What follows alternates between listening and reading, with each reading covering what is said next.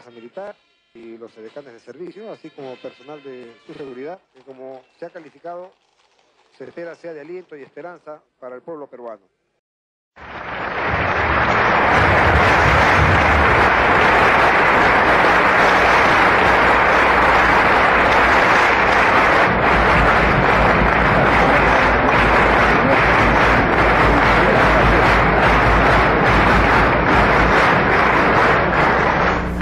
Señor Presidente del Congreso, señores representantes, hace un año me presenté ante este Congreso para exponer los lineamientos del gobierno que se iniciaba y que entonces propusimos como un gobierno nacionalista, democrático y popular. Hoy, 12 meses después, por mandato constitucional, concurro para exponer lo realizado, la parte de los objetivos alcanzados y lo que el gobierno se propone hacer en adelante. Y al venir ante los representantes del pueblo, lo hago con la verdad como la más sólida de las razones, sin soberbia y sin pretensión, para comenzar diciendo que lo que hemos hecho es algo, pero que falta mucho, que pudo hacerse mucho más en el año transcurrido, y que si el gobierno hubiera actuado con mayor energía y hubiera convocado un apoyo más activo del país y de sus instituciones, nosotros tendríamos hoy mejores resultados. Sin embargo, debemos reconocer que la tarea de reconstruir la economía y reorientar nuestra historia es un trabajo paulatino y será un proceso paciente con avances y retrocesos ante los cuales no cabe ni la impaciencia ni el desánimo. Por eso, hoy vengo a ratificar ante el Congreso los objetivos del gobierno, cuya vigencia mantendremos a pesar de las grandes limitaciones económicas y estructurales que vivimos y a pesar de la acción regresiva de la fuerza y la violencia. Nos propusimos y nos proponemos superar la crisis y mejorar la calidad de vida de nuestra población frente a la inflación, la devaluación y la parálisis económica. Nos propusimos y nos proponemos afirmar la independencia nacional por una mayor autonomía histórica, económica y política y ampliar los horizontes de la justicia por la mejor distribución de la riqueza y de las decisiones. Nos propusimos y nos proponemos afirmar la libertad, que no es una apariencia burguesa, sino una conquista del espíritu. Nos propusimos y nos proponemos moralizar la sociedad, limitando el apetito por el Estado como un botín y la vida social como egoísmo. Este ha sido un año difícil. Sus limitaciones y problemas han sido cubiertos por la expectativa, la generosidad del pueblo y por la novedad y las propuestas de un gobierno diferente. Pero la verdad, señor, es que este ha sido un año muy difícil, como lo serán los próximos. La limitación casi total del crédito externo, la burocratización y la lentitud del Estado, la pasividad de grandes sectores de la población, la enorme inflación, la devaluación y la parálisis económica eran los factores negativos con los que nos encontramos y a los que se sumaba la violencia y la falta de autoridad. Sin embargo, en estos 12 meses hemos avanzado en el plano social y económico y, lo que es más importante, en el nivel de la conciencia nacional. Frente a una situación desordenada en que los precios aumentaban mucho más que los salarios, en que la falta de producción y la destrucción de nuestra moneda frente al dólar exigían medidas urgentes, debimos comenzar por recuperar el control de la economía y por estabilizar la situación antes de proponer medidas más profundas. Pero para poder gobernar la economía era necesario primero salir del círculo vicioso en el que teorías e influencias externas condicionaban la soberanía económica del Perú. Ante esa realidad, el gobierno tomó una decisión histórica, cuya validez ha sido reconocida en diferentes países del mundo. No se puede pagar a los bancos sacrificando al pueblo. No se puede pedir créditos nuevos para pagar deuda anterior. Tampoco se puede renunciar a la soberanía económica aceptando que otros decidan nuestra economía. Si cada vez nos pagan menos por nuestro petróleo, por el cobre, por la plata, por nuestro trabajo, ¿cómo vamos a pagar servilmente la deuda en las condiciones que ellos quieren? El Perú sentó un principio: tanto se nos paga por nuestro trabajo, tanto se nos paga por nuestras exportaciones, tanto pagaremos en consecuencia por la deuda, pero sin sacrificar el desarrollo y el consumo.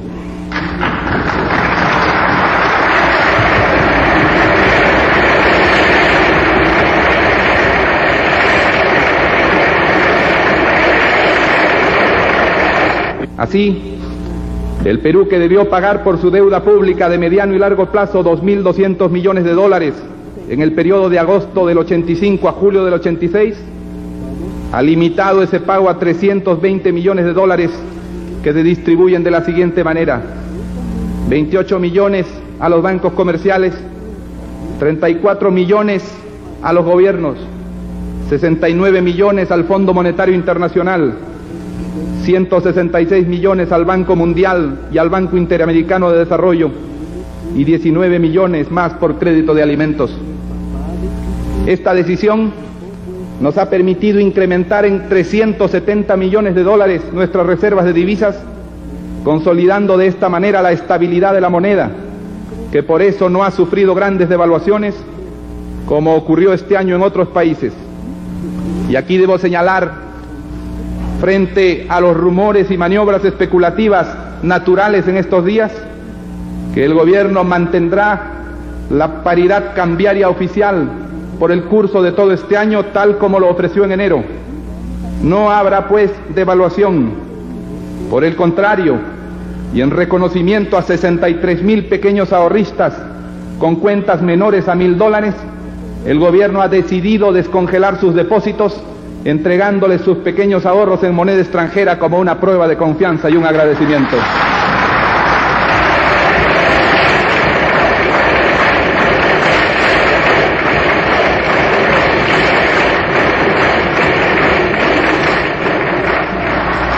Señores representantes, he hecho este recuento para destacar que la decisión política respecto a la deuda externa nos ha permitido una política económica más adecuada a las necesidades populares y al desarrollo nacional. Por tal razón, al iniciar esta intervención, anuncio que mantendremos esa decisión y en los próximos 12 meses solo asignaremos el 10% del valor de nuestras exportaciones al pago de la deuda pública. Anuncio a nuestros acreedores nuestra decisión y voluntad de tratar con los gobiernos y bancos, pero adelanto como criterio definitivo que el Perú no podrá aceptar ni los intereses ni los plazos que se establecen hoy para el pago. Vamos a dialogar, pero plantearemos condiciones de interés, de plazo y de años sin pago que sean compatibles con el uso del 10% del valor de nuestras exportaciones para el servicio de la deuda.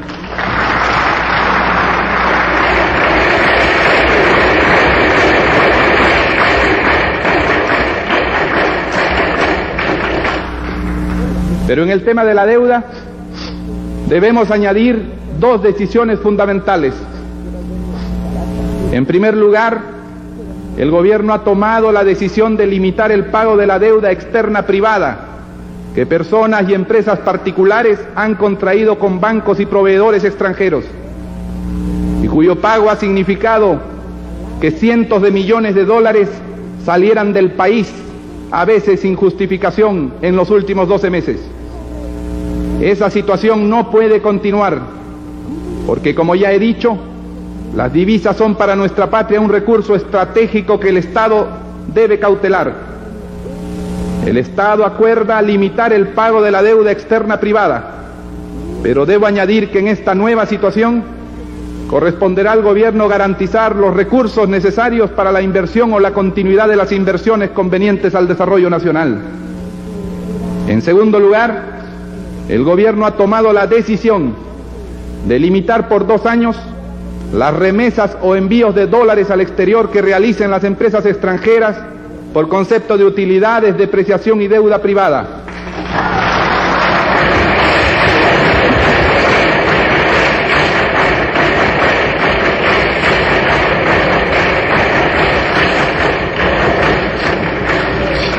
Saludamos y defendemos la inversión externa en nuestro país, pero entendemos también que toda empresa nacional o extranjera debe compartir las situaciones que la nación vive.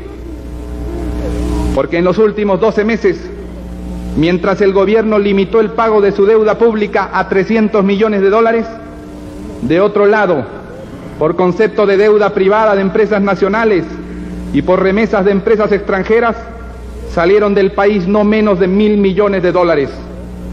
Fuerza es entonces que el gobierno, gobernando la economía, limite esas salidas que debilitan el recurso estratégico de nuestro país, que son las reservas. Estas dos medidas no se toman por una concepción estatista o burocrática que cancele o agreda la propiedad privada.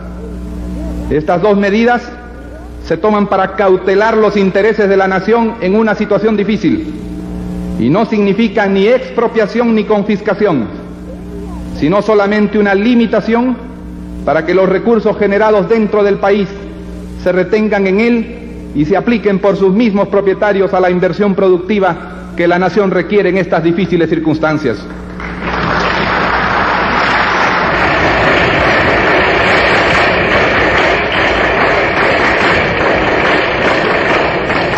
Quiero hablar a la industria nacional y a nuestras clases medias, integradas por los medianos y pequeños industriales y comerciantes, por los empleados públicos, por los profesionales, para invocarles que comprendan, que entiendan por qué en esta situación de emergencia los esfuerzos del Estado se orientan a las mayorías desposeídas, sin que esto signifique que el Estado olvide el papel promotor de nuestras clases medias. Yo sé que se ha difundido una opinión según la cual el gobierno trabaja solo para el sector social de los más pobres, olvidando nuestras clases medias. Yo digo que nuestra concepción ideológica aprista afirma la necesidad de un gran frente único nacionalista que junte a los campesinos, los obreros y las clases medias en una acción común. Creemos que en la acción nacionalista de reconstruir la economía y defendernos del imperialismo, la industria nacional y la clase media tienen un papel fundamental, pero estrechamente unido al bienestar y a la ampliación del consumo de la gran mayoría del país, que todavía es muy pobre. Debe recordarse que la empresa nacional se fortalece en su producción conforme aumenta la capacidad de consumo de la población. Debe recordarse que los servicios profesionales que ofrecen las clases medias solo son posibles cuando se eleva el nivel de vida de la población. Por consiguiente, el papel productor e intermediario de la clase media depende de la reactivación del consumo de las mayorías y tiene que ver directamente con la nueva política referida a la deuda externa. Por eso, al impulsar el bienestar y la capacidad de consumo de campesinos, comuneros, pueblos jóvenes y trabajadores de menores ingresos, estamos consolidando una democracia estable, estamos impulsando a la vez el papel de los sectores medios y la industria nacional. La economía de defensa nacional dentro de la democracia, y para afirmar la democracia que proponemos, tiene algunas orientaciones fundamentales que ahora quiero explicar. Una economía de resistencia nacional al imperialismo solo puede ser posible si el país es claramente consciente de su necesidad. En primer lugar, se hace imperativo restringir el uso y la salida de la moneda extranjera, que debe ser cuidadosamente utilizada. Además, la defensa de las reservas del Perú se ha logrado en el primer año, reduciendo gastos en armas que por su dimensión resultaban incompatibles con la situación de pobreza nacional.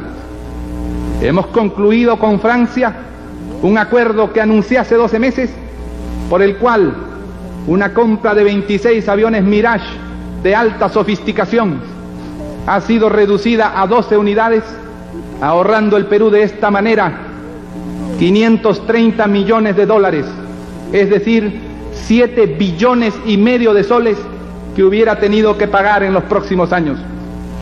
Quiero decir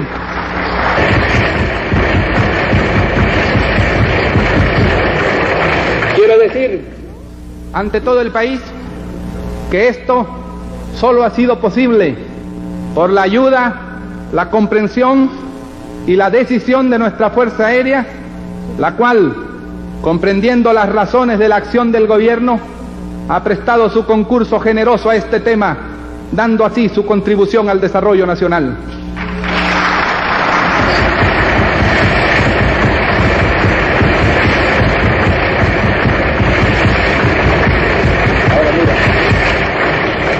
De la misma forma, en el presente año, el gobierno ha dispuesto limitar los gastos que se venían realizando para la reconstrucción de un crucero de nuestra Armada anteriormente adquirido a la Marina holandesa.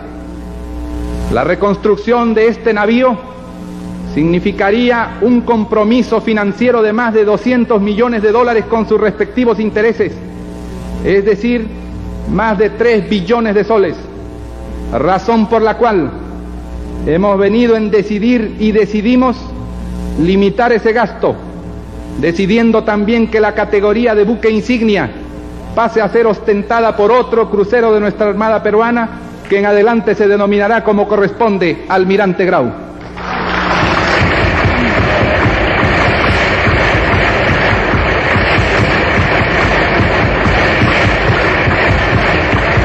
Y en este tema quiero dejar claramente establecido que antes de gastar comprando nuevos equipos, debemos trabajar con tesón para poner en plena operatividad aquellos que actualmente tenemos. Y además debemos hacer consciente al pueblo, frente a estas decisiones, que la defensa nacional no es una labor exclusiva de las Fuerzas Armadas, es un compromiso obligatorio para todos los peruanos. Nadie puede ser pasivo espectador de la defensa nacional como una obligación, creyendo que ella solo corresponde a quienes visten el sagrado uniforme de la patria. Anuncio por eso, dentro del plan de democratización de nuestra patria, que el gobierno presentará en breve plazo un proyecto de ley para la participación activa en la defensa nacional. La finalidad de ese proyecto será la eliminación de todas las exoneraciones, dispensas y privilegios para que todos los ciudadanos del Perú, sin distinción de condición económica, sin distinción de ocupación o de posición familiar, participen en la selección de quienes deben cumplir el servicio militar obligatorio.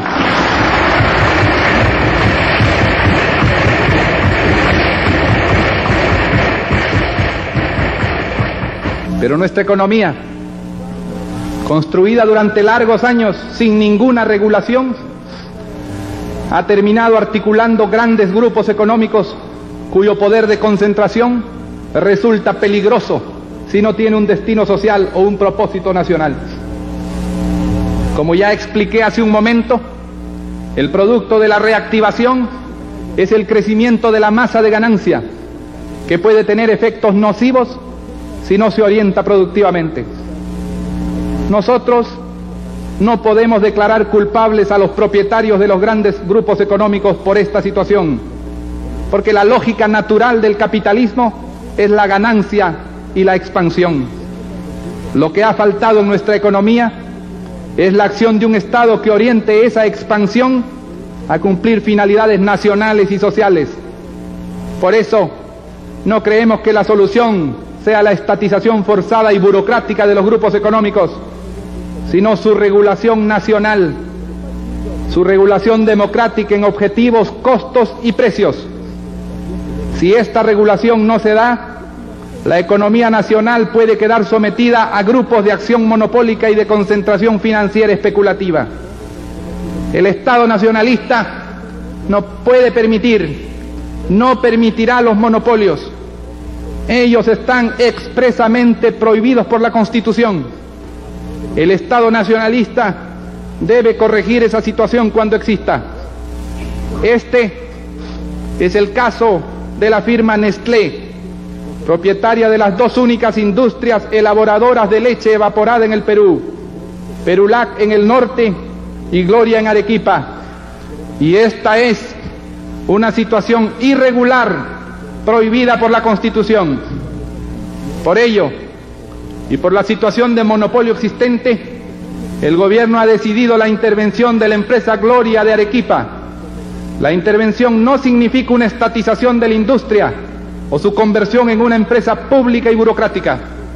La intervención se decreta para iniciar un proceso obligatorio de peruanización y lograr que la propiedad del accionariado sea nacional, siendo propósito del gobierno que en él participe fundamentalmente los ganaderos de la cuenca lechera de Arequipa para que ellos mismos regulen su producción y sus precios.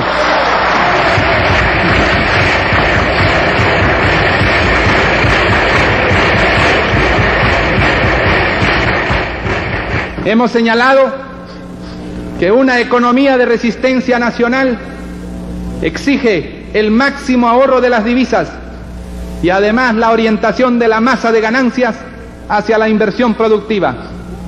Pero esas medidas deben ser acompañadas, en tercer lugar, por una cuidadosa orientación y dirección del crédito. Necesitamos solucionar muchos defectos en este sector, defectos que son comunes a la banca privada y a la banca del Estado. El crédito en el Perú está esencialmente concentrado en los mismos grandes grupos económicos y de monopolio. El crédito se orienta en su mayor parte a las grandes empresas formadoras de precios, es decir, a aquellas empresas que pueden fácilmente trasladar el costo de los intereses a los precios de los artículos que producen. Y además, los organismos de crédito privados que subsisten, en algunos casos son empleados como un sifón, como un embudo o una palanca por grandes grupos para obtener recursos públicos, aplicándolos a sus actividades. En este caso, la solución no es la estatización, como algunos proponen, porque la burocratización en otros bancos comerciales del Estado no ha garantizado el uso eficiente del crédito. Necesitamos lo que no existe en el Perú: que el Estado gobierne, que el Estado dirija, que el Estado mande, porque el pueblo para eso lo ha elegido. Necesitamos una clara regulación legal y administrativa para que los bancos públicos o privados no concentren sus préstamos en un pequeño número de grupos y empresas. Se necesita una regulación para la democratización del crédito y para que los préstamos también se hagan a la agricultura y a la artesanía y no sean solamente el instrumento de poder de grandes grupos económicos. Con este propósito, en la fecha, el gobierno ha dictado 6 decretos supremos regulando la concentración del crédito, regulando la asignación de recursos a grupos vinculados entre sí o con las entidades financieras, obligando a la orientación del crédito selectivo de acuerdo a un criterio descentralizado.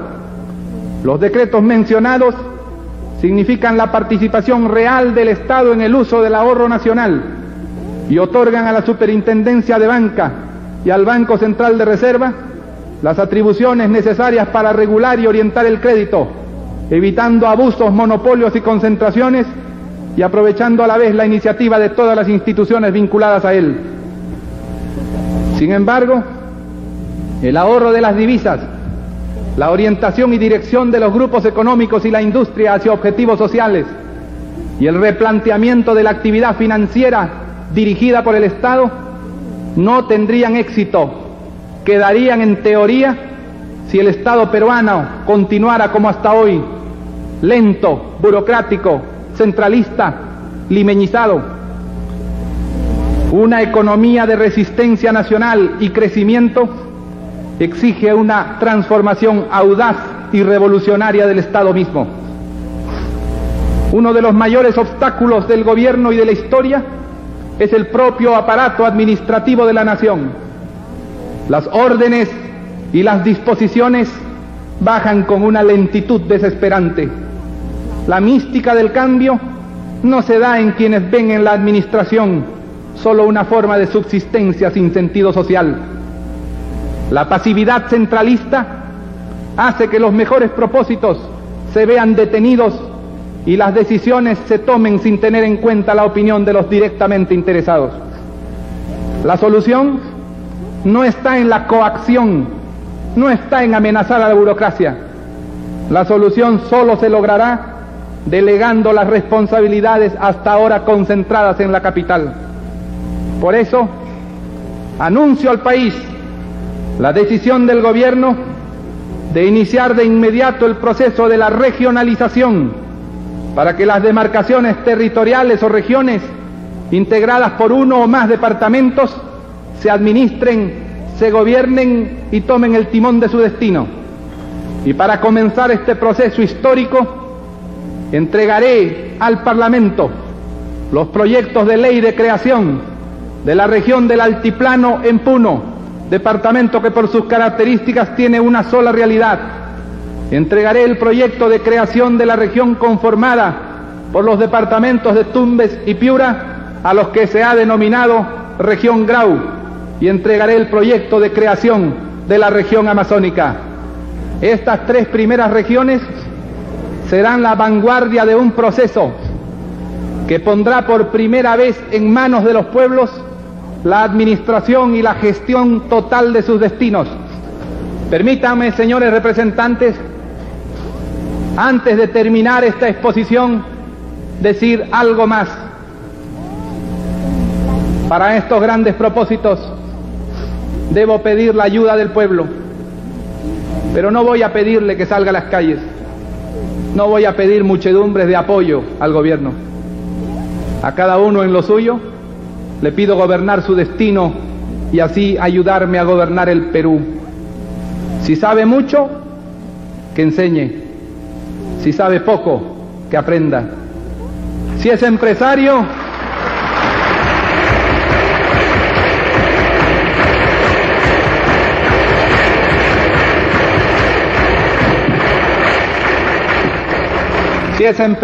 que arriesgue en el Perú lo que aquí gana. Si es profesional, que devuelva a los otros lo que en la universidad le dieron. Si es artesano, que haga sus obras mejores. Si es campesino, que en vez de labrar 100 surcos, labre 110. Si es obrero, que recuerde que el objeto que produce es necesario para otro obrero y debe ser hecho con perfección. Si es maestro, que enseñe optimismo. Si perdió el camino, que lo recupere. Si es artista, que se libre al arte con entrega. Si es político, que no odie, que comprenda, que espere. Solo así una fuerza de vida se alzará al final del camino para darnos fe y construir el modelo nacionalista y popular.